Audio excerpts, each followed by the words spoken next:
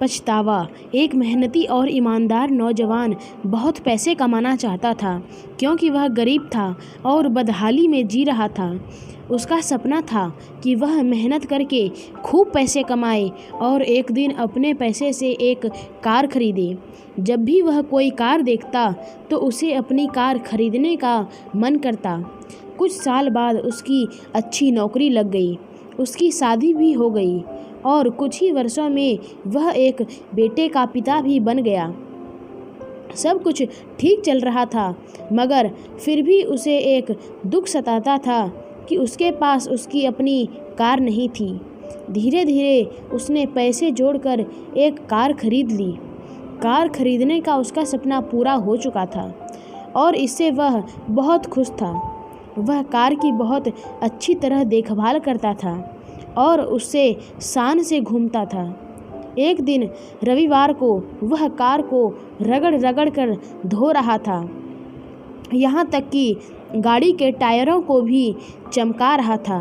उसका 5 वर्षीय बेटा भी उसके साथ था। बेटा भी पिता के आगे पीछे घूम घूम कर कार को साफ होते देख रहा था। कार धोते धोते अचानक उस आदमी ने देखा कि उसका बेटा कार के बोनट पर किसी चीज़ से खुरच खुरच कर कुछ लिख रहा है। यह देखते ही उसे बहुत गुस्सा आया। वह अपने बेटे को पीटने लगा। उसने उसे इतनी ज़ोर से पीटा कि बेटे के हाथ की एक उंगली ही टूट गई। दरअसल वह आदमी अपनी कार को बहुत चाहता था और वह बेटे की इस शरारत को बर्दाश्त नहीं कर सका।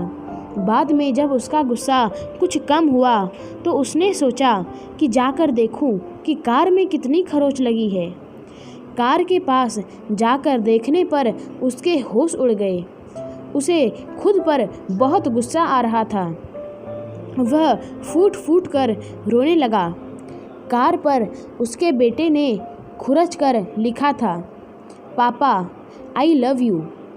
यह कहानी हमें यह सिखाती है कि किसी के बारे में कोई गलत राय रखने से पहले या गलत फैसला लेने से पहले हमें ये ज़रूर सोचना चाहिए कि उस व्यक्ति ने वह काम किस नीयत से किया है।